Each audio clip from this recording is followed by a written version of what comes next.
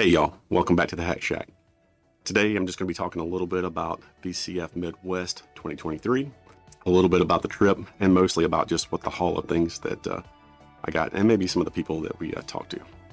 I also wanted to say, if I talked to you and didn't mention you here, it was not on purpose. And I think there are probably a lot of people that I recognized a little bit, but wasn't sure, and I was probably too shy to come say hey or be wrong about who you were. And if you saw me, I hope you know, always come say hey. I'm game to talk with anybody. So both Retro Combs and myself took half days off work the Friday before VCF Midwest. When he gave me the okay, I headed over to his house and picked him up. We headed up the road from Columbus, Indiana towards Elmhurst, Illinois. It was all smooth sailing. We had one little scare with a tire pressure warning in my car, but that ended up not being that big of a deal. I think the just normal kind of seepage that happens, they all just needed a little bit of top off, and I recalibrated the TPMS. Car nerd fun fact, which I kind of like cars and know about them, but this car, and I don't know, maybe many more like this, is probably a cost saving thing possibly. This car doesn't have like actual pressure sensors in the wheels. It uses the speed sensors that are associated with the ABS system to do the TPMS.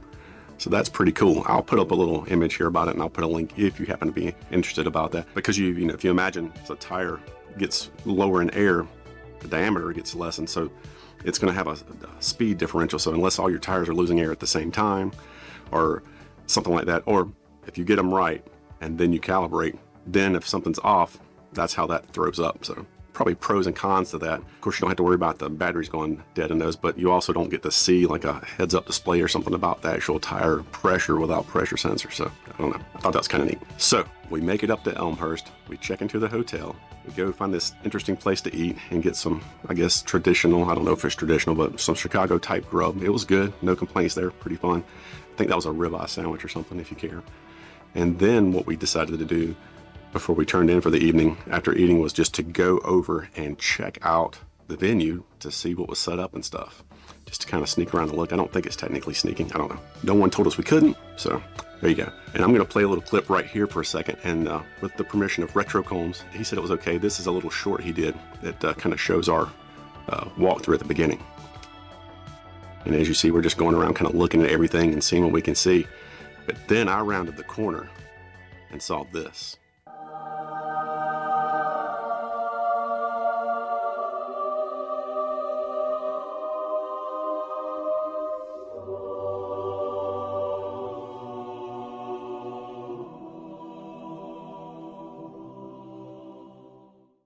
If you do or do not know, I've been wanting a pet for a very long time.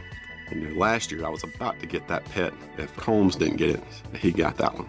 And I don't necessarily care about it being the first one or what model it is. I just, that form factor to me is, that satisfies my needs enough. Like, this was this generation, so I was cool with it. And it had a price that I thought was pretty decent if it worked. So right then I was like, oh my God, I don't want to lose my chance at this one, because there's a, you know, it always feels like some deals or some things at VCF Midwest as far as buying, they just vanish, so you have to jump on them. So right then there was a number for this gentleman on a different piece of paper nearby about some other hardware, so I was texting right away. I was like, hey, well, you know, I'll put a thing up here, I'll blur out most of it, but essentially I was like, probably sounding crazy, you know, read this, you know, like, hey, my name's Jamie, I want to buy this thing, if you'll sell it, are you cash only? And we proceeded to talk a little bit, and you know, I offered a deposit or anything. I just didn't want to lose my chance on it because it looked pretty good. More on that later. So after checking things out, we headed on back to the hotel, went our separate ways for the evening, and I was just tinkering around in the room. Retro Combs, he's the first one that turned me on to e-ink, little name tag things, and he's got one from Adafruit, I think. And I'd purchased the Badger. I've got two of the black and white e-ink Badgers from Pimoroni, however you want to call it. And I asked him if he had brought his one up for this year, and he said he hadn't had a chance to change to his new logo with a different joystick on it, Atari versus Commodore. You can check his channel out for more about the reasons why on that. So I brought up my Tufty, which is a color one, and some batteries. So I goofed around, and maybe I'll put up a little thing here just to show you. Yeah, I made him a little badge and said, hey, you know, feel free to take this one and use it tomorrow if you wanted to. So either out of Southern kindness, he didn't want to tell me no and seem rude, or he really didn't mind wearing it. he wore it, so that was pretty cool. Next morning we get up early, get to the venue. People are already kind of packed outside and waiting. And our first stop was at these 2D kit folks. And they had really cool learn to solder type kits. Super fun and great for folks to get an introduction to soldering and that kind of thing in electronics. And they had a bunch of soldering stations rigged up. So we talked with them for a while because both Steven and myself are interested in that kind of educational side of that thing. Got a hackerspace here in Columbus, Indiana, and we've been looking for different things to use as new workshops as we're getting things off the ground here. That was pretty cool. I will switch to my down camera here to show you what these were. First one of that is just a Christmas tree. I think it's got an IC to control, and it's got some places, you know, various LEDs. This is the kit number for that, and here's the URL. I'll put a link in the description too, 2dkits.com. And the other, well, you all know what that is. That's a TARDIS. It's just got one blinky light. As far as a kit, it's really simple, but I just thought it was super fun. So I think I'm gonna see if my youngest kid wants to tackle these with me. That would be kind of fun. And I also talked to them about, I guess they need some volunteers for, sometimes they have these gigantic soldering workshops where they teach a bunch of kids, like huge numbers of kids in one day. So I'm not sure exactly where they do that. I might contact them to see about that. As long as it's not super far away, it would be worth it to me to make a little day trip out of that to help a bunch of kids learn how to solder. I'm all about that. So that sounds fun. So after talking to the kit guys, we headed on in. Steven kind of went his way to look at his favorite retro vendor, and I made a beeline to find the guy that had the pet. Found him, he powered it up for me, you know, told me all about anything to do with it, a little bit of history behind it, which is kind of cool, and it worked. That was right at the beginning of the first day, and I couldn't haul that thing around, so I asked if he could hold it up under his table, paid him, and he stashed it for me. So just so excited about that, very elated, and I still am. And I'm excited to play with it, and of course it's going to probably show up in some later videos. I'll put up a little clip here. You can see my youngest helper here at home checking things out, giving it the quality inspection. So very excited to finally have a pet. And I think I forgot, it's a PET CBM 8032. So 80 column, 32K. So I'm excited to look at the storage options and other things that I can play with on that thing. After I secured the pet and made sure that was all good to go, kind of made my way around to the table that Ron from Ron's Computer Videos, Eric from Eric's Edge, and I believe Garth Beagle was maybe over there. He was moving around, and Steve from Mac 84. Said hi to all those folks. Saw the really cool demonstration board that Ron had set up showing off his TTL adapter and some other goodies, and he was kind of explaining to me how that worked. I wasn't quite sure, you know, I'd seen some stuff he had done in that, and basically it's cool. You can take the, you know, the all-in-one Mac. I'm probably screwing this up, correct me down. I'm gonna get something wrong here. I'm not a Mac guy, but basically mirroring that display off and how to do that. So that was neat, and it was neat to see those folks. Well, I had a bunch of stickers of my own to give out, but I was a little bit hesitant or embarrassed to say, you know, or to assume that someone would want one of my stickers. But I had these cool maker tokens that I had gotten from a fella off of Twitter. But these are some really neat maker tokens, and I figure all these neat people that are making stuff and doing things or creating content for the maker community wouldn't mind having one. I gave out some tokens. I don't think I gave any stickers to the folks that were standing around there, so that was kind of neat. And I also saw Mr. Action Retro. Again, probably awkward as all get out, but basically I just ended up, you know, I said, hey, I love your videos, want a token? So sorry if that was weird, but that's about all I had. Otherwise, I was kind of a little bit stumbling over my words. But that was neat to see their booth. And right next to him, the fella had some really cool, I think it was Josh, sorry if I got that name wrong, some really neat old Mac portables that were like pristine looking. And there's a really neat all-in-one Mac 3D printed thing on the end of the table, I guess powered by a Pi. Super cool. I'll pop a picture up of that there. So that was really neat. And now I'll again remind you, check out Retro Combs' video. He'll talk about some of his things, but I believe, you know, during this time when I was roaming around, he had also roamed around. He had a deal that he thought he had on a SX64 that ended up not being able to work out, which was kind of a bummer. We were all bummed about that. You know, go watch his video to see how that turned out. He also had his eye on this cool Heath kit that was brought up to be sold. I think it had some trouble in between his first look and his second look, and so that it didn't end up happening. But it's a very cool system. If you probably walked by, it was the fellow that had the Heath kits, and I think he had a couple of Altairs as well and a bunch of other neat stuff. But those Altairs, wow, the price on those guys, you know, legit ones, $4 grand or whatever, $3 grand he was asking, which is, I guess, a fair price. But so I'll have to stick to my replica kits for that for now. We're walking by, I believe, it's Hulking Tosh, Adam, I believe. Over at the table with Javier, and got Steven was looking at some of the Apple IICs that they had there, and he acted like he was gonna get one. I was like, well, hey, go for it. And I was mentioning to him Floppy Emu, and you all know what that is. I'll put a little picture up here, link in the description just in case, but I knew that had to have a certain ROM to work with that Floppy Emu. on a 2C. When I mentioned that, Adam was awesome. He knew exactly what I was talking about, of course. This guy's like a freaking Apple II super genius. He went back and grabbed one that had that particular ROM and it's like, boom, here you go, which was amazing. Steve bought that, so I'm excited to see Steven play with that and see what he ends up doing with that Apple IIc. I think this is one of the best years that I've had so far in going to VCF Midwest. I feel like I missed so much though. So I talked to more people for longer, more in depth than before. But I feel like I didn't roam around and see all the super cool things. I wanted to make sure I saw everything, but it just did not happen. So that's a little bit of a bummer, but I mean, there's lots of neat stuff here. At the end of this video, I'm just gonna put a little slideshow of some of the things I took photos of. Maybe they'll have comments on them, maybe they won't, but I'll throw some of that at the end. One neat thing that I enjoyed, I talked to Jim Brain, who's like, legendary Commodore hacker guy. I was talking to him about his ROM-L replacements and Jiffy DOS and sectioning those up and trying to get an idea of how to do that with some switchless. I want to maybe do kind of like I think you've seen Adrian do before, a switchless Jiffy DOS, or switchless multiple ROM, like more than just two, like several just to play with. So I ended up asking him to make a shortboard Jiffy DOS already loaded for one project and another shortboard ROM-L but just empty so I can play with that later.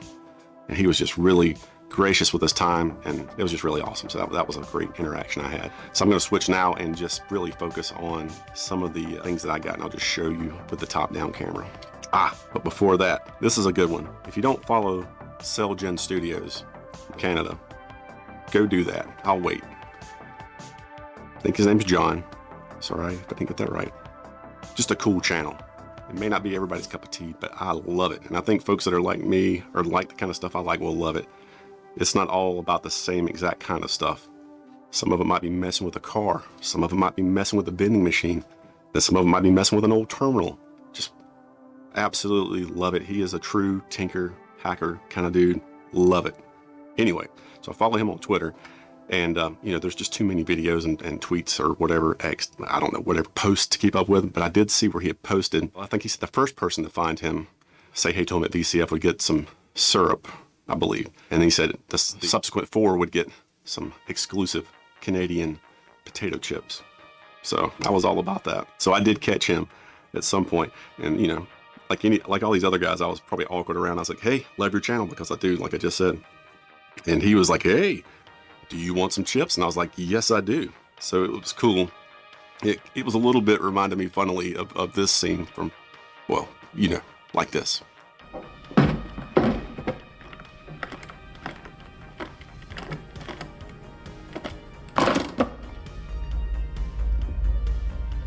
We happy?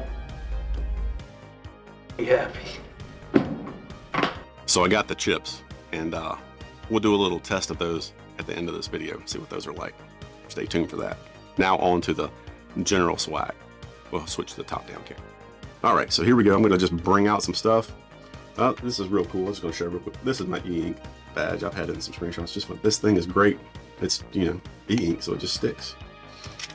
This is what the badge looked like that you could pick up this year with the front. Pretty cool. Kind of neat. It's got the rules on the back there. Kind of fun. Let's go focus or not. Pretty cool. So here's the first little bit of stuff I got that wasn't a pet computer. I got this C64 AV breakout adapter. I think this is an original design by, was it Sven Peterson, I believe. Check him out. I'll put a link to his Twitter. He's usually got some pretty cool stuff going on with projects and things like that. So if you don't follow him, I would recommend it. But anyway, I believe, there's everything's cool, and he's giving people the okay to make these and sell them. Like I said, the guy that I bought the pet from had these. I will stick his name up here, or if he has a site, I'll put it up. He may not. I think it's Kevin O. I don't know the last name. But so this is pretty cool. I had a tough time deciding if I wanted more of a 64C color or an OG bread bin color, but I ended up just getting the 64C color. So I'm excited to just have this as an option to play around with when hooking up audio and video to the C64s. So this is just time for the miscellaneous swag. So here's a cool sticker they had. I'd gotten smaller ones in the past, but they had these big ones for sale. I noticed when I was getting the t-shirt, and I'll pop up what the t-shirt looked like this year to see. I thought that was neat. So, and I love stickers, as you may or may not know. I got a whole wall of them over here, so I thought this was really neat. Now I may fast forward this up a bit and lay all this stuff out, and then I'll talk about what they are, maybe where they came from. I think I'm going to group these together correctly.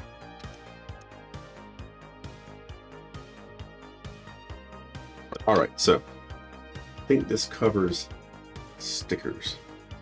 And I'll just go through and maybe talk about each one. So this is silly, but I'll start with this one from Garth Beagle. This parrot that says sus. I thought that was pretty fun, and I think he had them there last year, and I didn't see him or didn't get one, and I was always like, dang, I really want one of those. I thought that was a funny sticker. I actually even tweeted to him. I was like, are you bringing those? So I grabbed one this time. This is his little creepy monkey other sticker there. Then over when I was talking with Ron, and those, like I mentioned, there was a Mac 84 pin. I picked that up. I thought that was pretty fun. And Ron actually had some PCBs from another project that he's doing. Ron is just doing all kind of cool stuff. I think this is like a battery replacement thing. Now, I don't have a Mac or Apple product to use this on, but I might just for fun.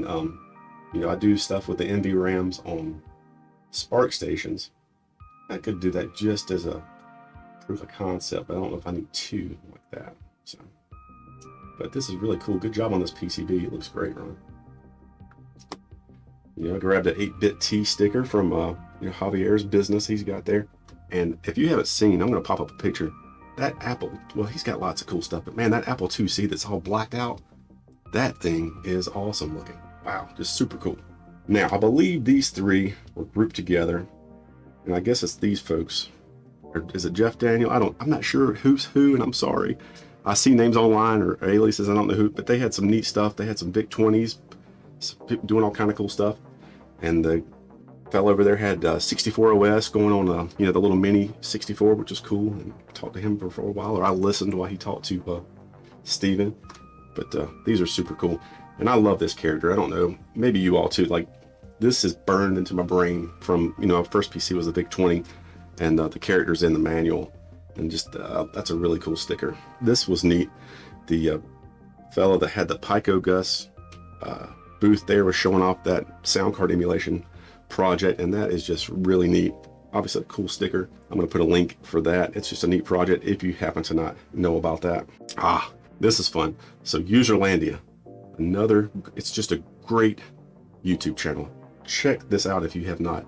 The production quality is just through the roof. Check it out. I saw this gentleman at he was coming out of the auction, and again, like I said, awkward. He was going up the staircase, and I was like, hey, pointed to his t-shirt, are you that guy?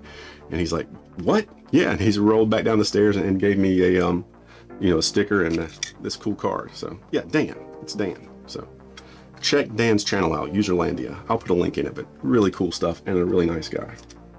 And of course, just the VCF Federation, or Vintage Computer Federation, had their own table up there near the front and had some stickers, so I grabbed one of those. So that's it for stickers. So I'll be right back and show you some other stuff. Fast forward this. If I didn't mention Blue Scuzzy, that's a Blue Scuzzy sticker. It's an awesome project. And stay tuned for more on that.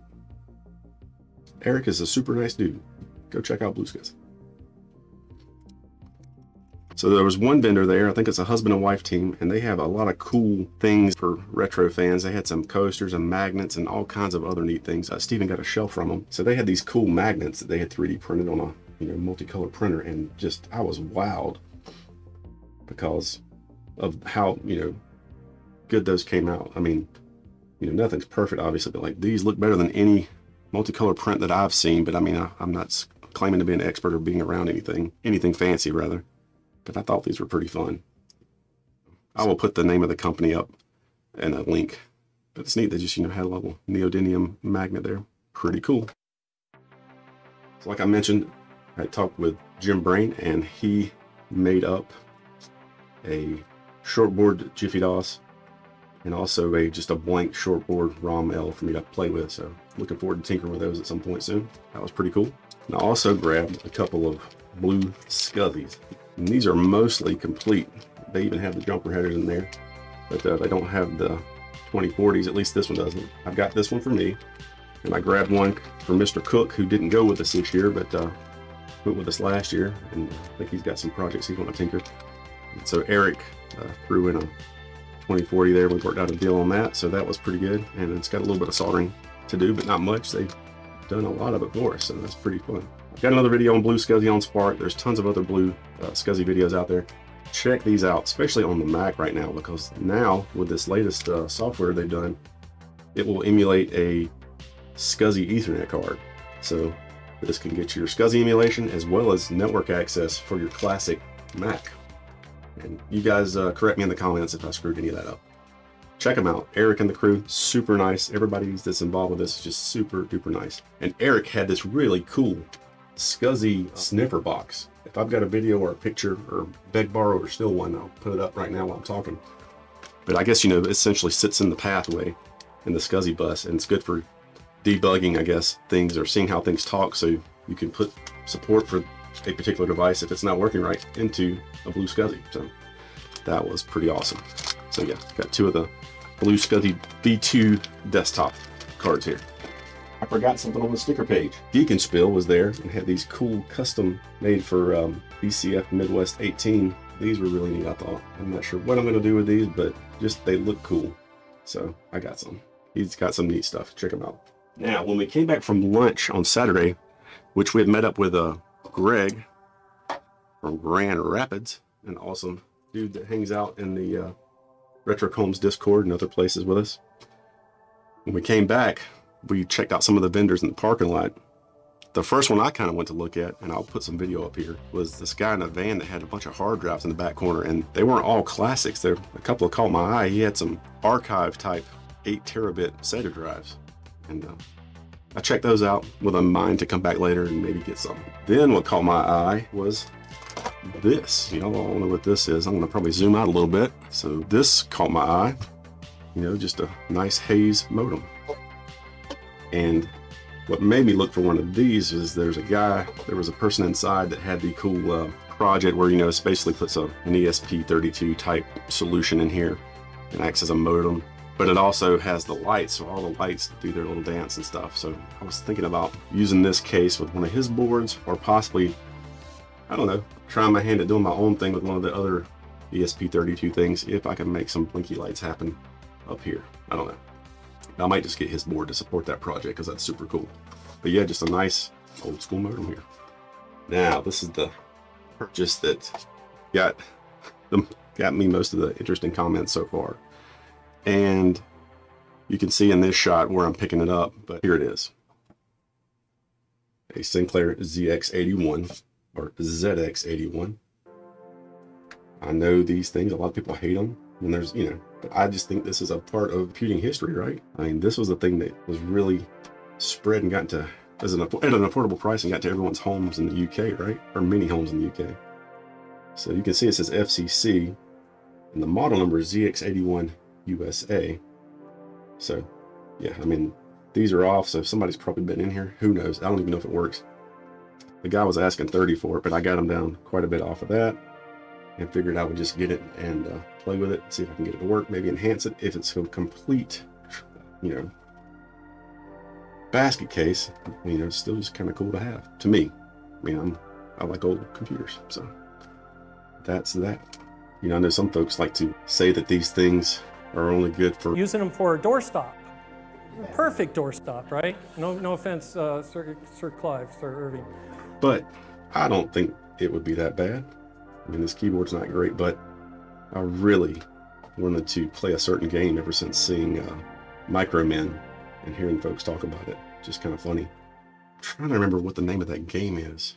Jet Set Willie. Ah, that's it. I did go back and get 2 of these archive drives from that guy in the van. These are 8,000 gig, 8 terabit archive drives. And that's important, the archive is, so it's not like they're not going to be super fast. But I think I'm going to put these in my NAS, assuming they work and fire up. I think they're out of arrays, so they probably have a ton of hours on them. But I assume they've always been in a clean place with clean air and clean power, like in a data center. I don't know what life they had after that before I got them. So it's a bit of a dice roll, but we'll see what happens. Yeah, I think I'm just going to have media on these. So I've just got a couple of different XBMC type things that pull media. The performance for that will be fine. The performance doing an initial dump in, or if I ever had to do a big pull off, is probably not going to be great. Especially, I think, writing to it. I think pulling off is not as bad. I think it's called like what's shingled something like that. Anyway, I'll pop up a little thing here about the performance deal with these types of drives, but 40 bucks each. So if they work, I think that's still okay. Here is probably my bigger nerd moment, and I've missed out on a lot of folks, but I did happen to catch Bill Hurd and June from Nibbles and Bites in the hallway. I'd seen him before, but he looked, you know, I think everybody was kind of hitting him up, and I didn't want to bother him if he was trying to go for a retreat for a little bit. But I called him, and very gracious, very nice, and I was able to ask him to sign my copy of his book, which he graciously did. And June was with him, super nice. I gave them both tokens and got this cool card from June, and it's got this program on it, so that's going to be kind of fun to play with and see what that does. And not long after that, I believe, is when we started heading home. I may have my days mixed up here, but one thing, on the way home to Columbus, Indiana, there's a new Micro Center. I've never been to a Micro Center. I've ordered some things from them. I've been to Fry's before, and of course those are gone now. But a Micro Center opened up on the outskirts of Indianapolis, and so we hit that up on the way back. And I'll put a picture. They've got, man, and they have tons of, if you want some 3D printer filament and don't want to wait on ordering it, they have so much filament, it's crazy. If I've got a picture of the wall of filament, I'll pop it up here. Probably didn't take one. But I did go by them. They've got a cool little Raspberry Pi section, and I did go by and check out some of the stuff they had there.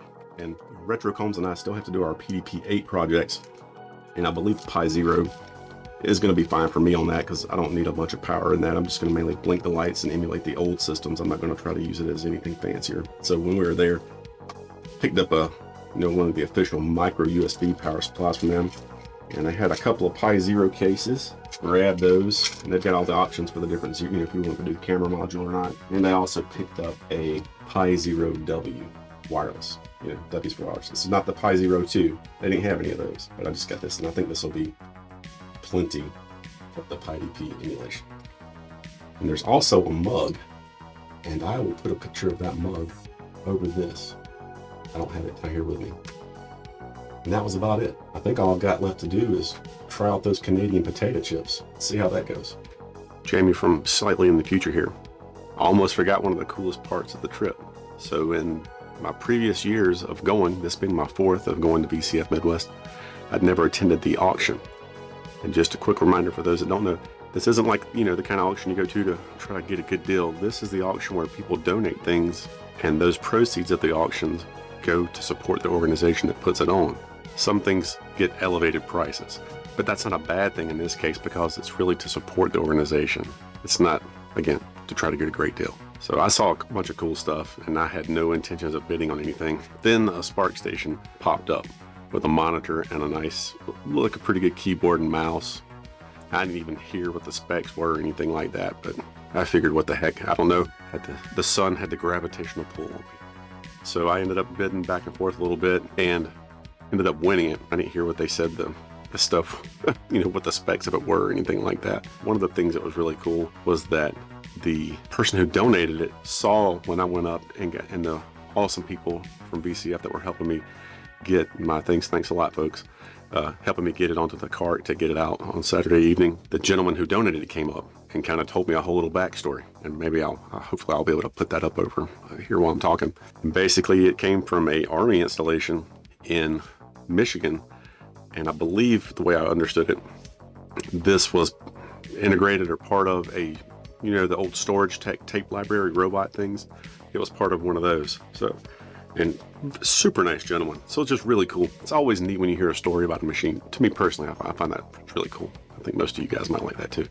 But that was really cool to have a little bit of history of the system. So I got it home, and I didn't look. I'm going to put up here. It looks like from the serial number that this is probably 110 megahertz one, which was cool. I was wondering if it was going to be an 85 or 110 or something. And it actually has a CD-ROM drive. I've never had a legit Sun CD-ROM, I don't believe. Yeah, I think the other one my SparkStation 4 has a floppy, and the other one has neither. My other SparkStation 5. And it has a really nice CRT monitor. I had a couple of those. I may have mentioned before in the past. Those were in some shared family storage, so they disappeared at some point over the last 20 years. So even though it's bulky, I kind of like that I've got another proper matching correct sun monitor to put with one of these Spark stations if I ever, go show them off or play with them somewhere. So that was kind of cool. So that was Spark Station 5 keyboard and mouse. That was for $160. And now, several years ago, that might be too much, but now, especially with eBay inflation and worry about shipping and things making it one piece, that's actually, I think in one of these cases, it ended up to me being a good deal, this sun stuff, like I said before. And one more thing I wanted to stick in here. If you're watching this, you might be able to educate me on other people that I missed, but I found out after the fact, and I think I remember walking by the gentleman, and now I wish I would have known. A lot of us of this generation were all about the BBSs and things like that. Ward Christensen was there. And I remember watching the the BBS documentary that Jason brought out. I say several years ago now, but gosh, was it 20 years ago almost now? I forget. Pretty much, one of the two people one of the pair that came together to basically make the first BBS and the creator of like X modem protocol. It's wild. It's something you've seen in the menu for years. It's like, hey, this is the person. I don't know. I didn't see him, meet him, or anything like that. I just saw pictures and folks talking about him afterwards. And I was like, dadgummit, I missed it. That's pretty cool. And he's probably been there before and the other times I've been, and I just never put two and two together in the moment. That's always been my deal about the VCF Midwest. It's just like information overload for my brain. I can't decide what to look at. I'm always afraid I'm going to miss something, and I miss a lot of stuff, but I also don't miss a lot of stuff. So I catch a lot. It's just freaking great. If you ever get a chance, make sure you go.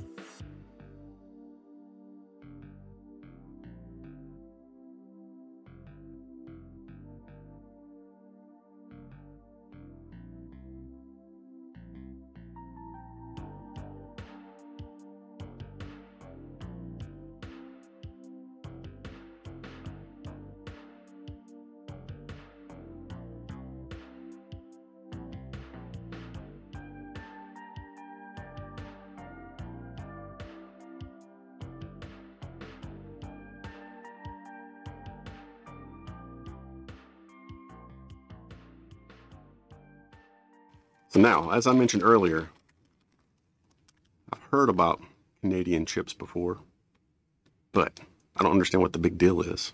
So let's try these out. Like, do you all hear that? It's gotta just be me. So I don't know. Let's dig into these and see what it's all about.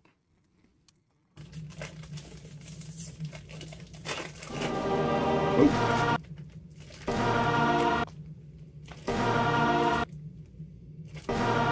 It's weird. Oh, it stopped. Funky. All right, let's try these out.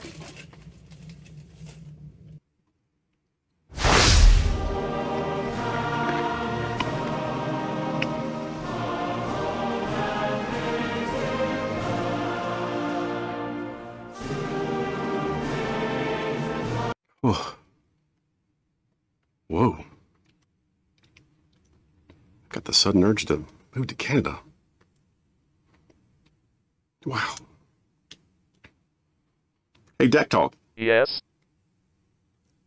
Is it possible for Americans to naturalize or immigrate, move to Canada without too much trouble? Yes, it is possible.